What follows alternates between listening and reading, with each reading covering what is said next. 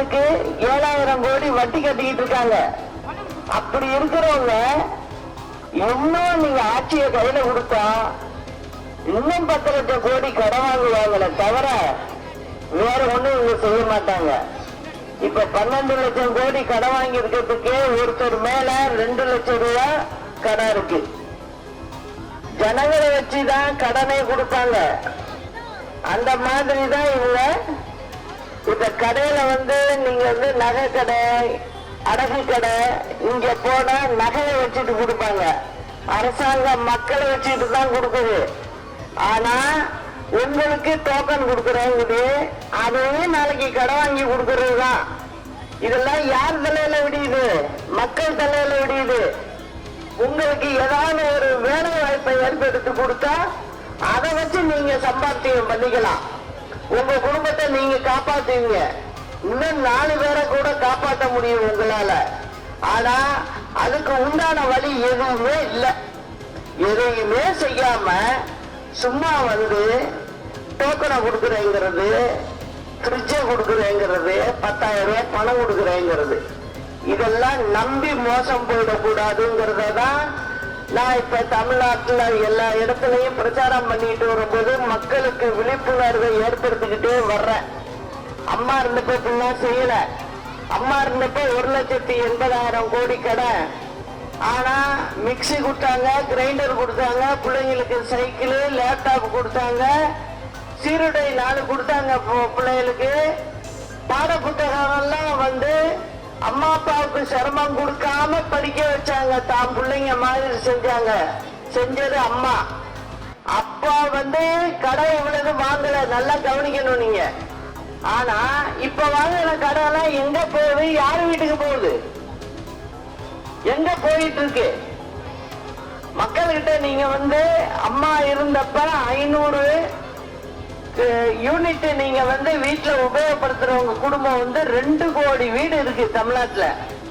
அவங்ககிட்ட ஒவ்வொரு மாதமும் 800 ரூபாய் நீங்க கூட வாங்குறீங்க. திமுக அரசாங்கம் நீங்க 1000 ரூபாய் கொடுத்து விட்டு ஏமாத்திக்கிட்டு நீங்க பண்றதெல்லாம் எங்களுக்கு தெரியாதுன்னு நினைக்காதீங்க. ஏன்னா 15 ஆண்டு காலம் அம்மா முதலமைச்சர் இருந்தப்ப நான் கூடவே இருந்து பார்த்தவ. எனக்கு அரசாங்க கணக்கு நல்லாவே தெரியும். அதனாலதான் சொல்றேன், மக்கள் விழிப்போட இருக்கணும். இந்த மாதிரி ஆட்கள்லாம் சட்டசபைக்குள்ளே வராம பண்ணணும். அது அந்த இது யாருகிட்ட இருக்கு அப்படின்னா அது மக்கள் சக்தி கிட்ட மட்டும்தான் இருக்கு. மக்களுடைய வாக்க வச்சுதான் யாருமே சட்டசபைக்குள்ள போக முடியும். அதை நீங்க இப்பயே நம்ம சரி பண்ணலைன்னா இந்த அரசாங்கம் திருப்பி வந்ததுன்னா இப்பவே கடற்கரை ஓரத்துல கொண்டுட்டு போய் எல்லாரையும் தள்ளி நிக்க வச்சிருக்கு. அடுத்த அரசாங்கம் முழுமையா அவங்க கையில வந்ததுன்னா மக்கள் கடல்ல தள்ளுறதுக்கு சமம் ஆயிடும். அத மக்கள் நல்லா புரிஞ்சுக்கணும்.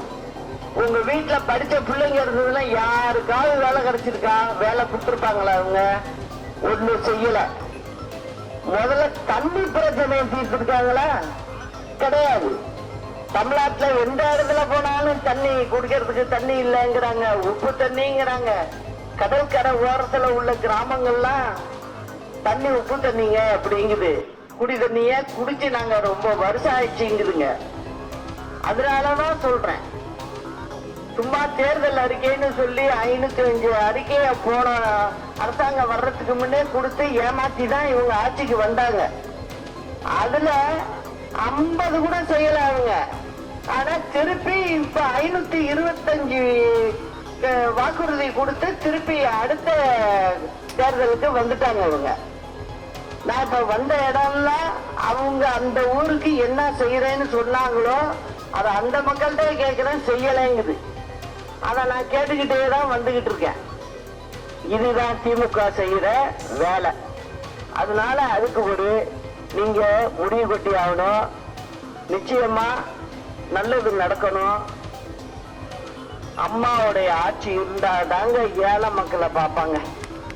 இல்லைன்னா இவங்கள்ட்ட எல்லாம் அது நடக்கவே நடக்காது. நான் தெளிவா சொல்றேன். அதனால இந்த எழும்பூர் தொகுதியில உள்ள மக்கள் ஒரு மாற்றத்தை நீங்க ஏற்படுத்துங்க. ஏற்படுத்தினாதான் இதுக்கெல்லாம் ஒரு விடிவு காலம் வரும் அப்படிங்கிறத சொல்றேன். நம்ம தேர்தல் அறிக்கைன்னு கொடுத்துருக்கோம். நான் இந்த சும்மா சொல்ற வேலையெல்லாம் இல்லை. எது என்னவோ அதை அப்படியே சொல்லிடுவேன். அதுல பார்த்தேன் பெண்களுக்கு நிறைய திட்டங்கள். அவங்களுக்கு சொந்த காலில் நிக்கணும்னு நான் நினைக்கிறேன். அவங்கவுங்க சம்பாதிக்கணும்னு நினைக்கிறேன்.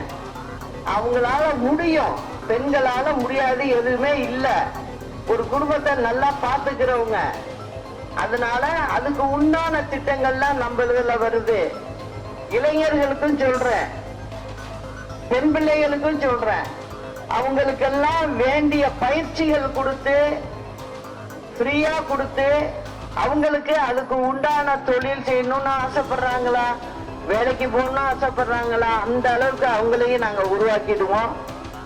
இதை செஞ்சோம்னாவே நமக்கு நல்லா எல்லா வீட்டு ஜனங்களும் நல்லா இருப்பாங்க. இந்த இஷ்டத்துக்கு இவங்க செலவு கணக்கு எழுதிட்டு போயிட்டு இருக்கிறதுனால உங்க தலையில கொண்டாந்து கரண்ட் செலவை கூட வைக்கிறாங்க, உங்கள்கிட்ட வரிய வாங்குறாங்க.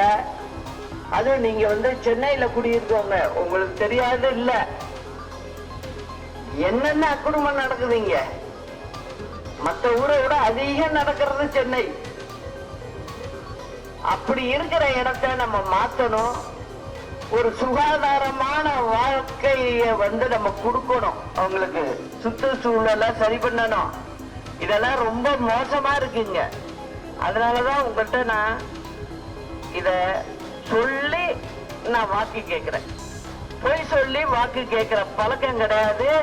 ஏன்னா நான் அம்மா வளர்ப்புலயே வந்துட்டேன். அதனால அம்மாவை பொறுத்த வரைக்கும் ஜனங்களுக்கு என்ன செய்யணும், அது குறிப்பா ஏழை மக்களுக்கு என்ன செய்யணும் அப்படிங்கறது தான் முதல் நினைப்பா இருக்கும் அவங்களுக்கு. அதனால இததான் நாங்க 37 38 வருஷமா பேசிக்கிட்டு இருந்திருக்கோம். அதுல அம்மாவோட முடிஞ்சதெல்லாம் செஞ்சுக்கிட்டு வந்தாங்க. இப்ப இந்த பெண்கள் குழுன்னு வச்சதெல்லாம் அம்மா தான் ஆரம்பிச்சது. ஆனா அவங்களுக்கு அதுக்கப்புறம் சரியான வழிகாட்டி இல்லை. அதுக்காக தான் நான் அதுல பயிற்சி சொல்றது. அந்த குழுக்கெல்லாம் பயிற்சி கொடுத்து அவங்கள சொந்தமா ஏதாவது செய்ய வைக்கணும் அப்படின்னு ஆசைப்படுறேன். அதனால நீங்களாம் எங்களுக்கு ஆதரவு கொடுக்கணுங்கிறத கேட்டுக்கிறேன். எழும்பூர் குழந்தைகள் நல மருத்துவமனையில் அம்மா ஆட்சியில் இருந்தது போல் தற்போது வசதிகள் இல்லை. மருத்துவ வசதிகளை மேம்படுத்த மக்கள் கோரிக்கை. இது இந்த ஊர்ல மட்டும் நினைச்சுக்காதீங்க, தமிழ்நாட்டுல எல்லா இடத்துக்கும் போயிட்டு வந்திருக்கேன். எல்லா இடத்துலயும் இதே தான் சொல்றாங்க. அடுத்தது, ஒட்டேரியில் உள்ள கால்வாய் தூர்வாரப்படாததால் மழைநீர் செல்ல வழி இல்லாமல் அருகில் உள்ள தட்டாங்குளம் பகுதியில் உள்ள குடியிருப்புகளில் மழை நீர் புகுந்து மக்கள் கடும் அவதி அடைகின்றனர். அதையும் சரி பண்ணல.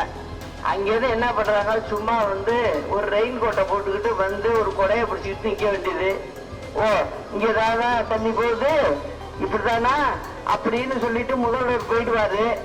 அதை போட்டோ எடுத்து எல்லா டிவிலையும் ஓடும், அவ்வளவுதான். ஆனா அதுக்கு நிவாரணம் ஏதாவது கிடைச்சிருக்கான்னு பாத்தீங்கன்னா இல்ல. அதே போல எழும்பூர் பகுதியில் அமைந்துள்ள காவலர் குடியிருப்புகள் பராமரிப்பின்றி பழுதடைந்து உள்ளதால் அவற்றை மறுசீரமைப்பு செய்து கொடுக்க குடியிருப்பு வாசிகள் கோரிக்கை. இத பாருங்க, கதை எப்படி இருக்கு பாருங்க. அதாவது போலீஸ்காரங்க கதைக்கே இப்படி இருக்குது.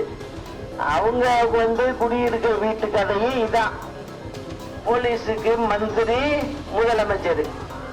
திமுக ஆட்சியில் கிடப்பில் போடப்பட்ட நகர்ப்புற வாழ்விட மேம்பாட்டு வாரிய குடியிருப்புகளை விரைந்து கட்டித்தர கோரிக்கை. நம்ம உடனடியா அதை பண்ணுவோம்.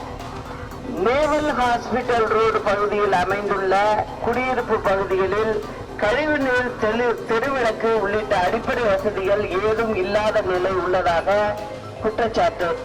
இதெல்லாம் இந்த எழும்பூர் தொகுதியில கோபால்சாமி நகர், திடீர் நகர் பகுதிகளில் நெடுங்காலமாக மயானத்திற்கு ஒதுக்கப்பட்ட இடங்களில் வசித்து வரும் மக்களுக்கு மாற்று இடம் வழங்க பகுதி மக்கள் கோரிக்கை. அவங்களுக்கு வேற இடத்துக்கு இவங்க மயானம் ஆரம்பிச்சு வச்சிருக்காங்க. வேற இடத்துக்கு அவங்களுக்கு செல்றதுக்கு வழிவகை பண்ணாமே இருக்காங்க.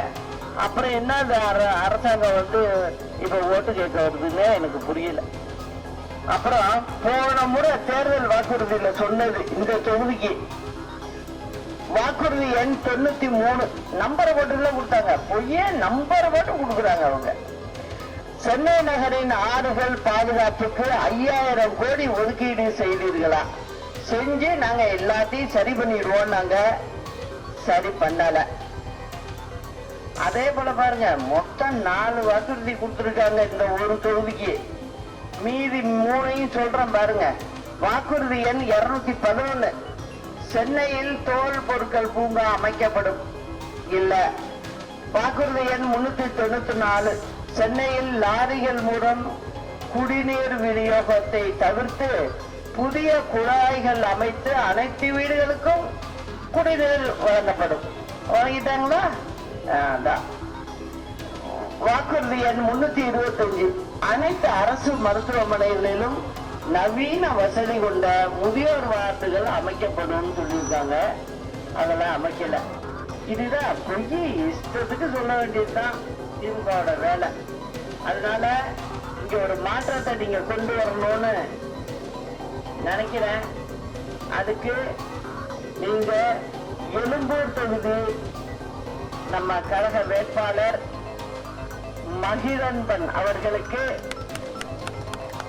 தென்னந்தோப்பு சின்னத்தில் வாக்களித்து அவரை மகத்தான வெற்றி பெற வைக்க வேண்டும் என்று அன்போடு உங்கள்கிட்ட நான் கேட்டுக்கிறேன். நாளை நமதே, வெற்றி நமதே. அண்ணா நாம வாழ்க, புரட்சி தலைவர் நாம வாழ்க, புரட்சி தலைவர் அம்மா நாம வாழ்க. நன்றி, வணக்கம்.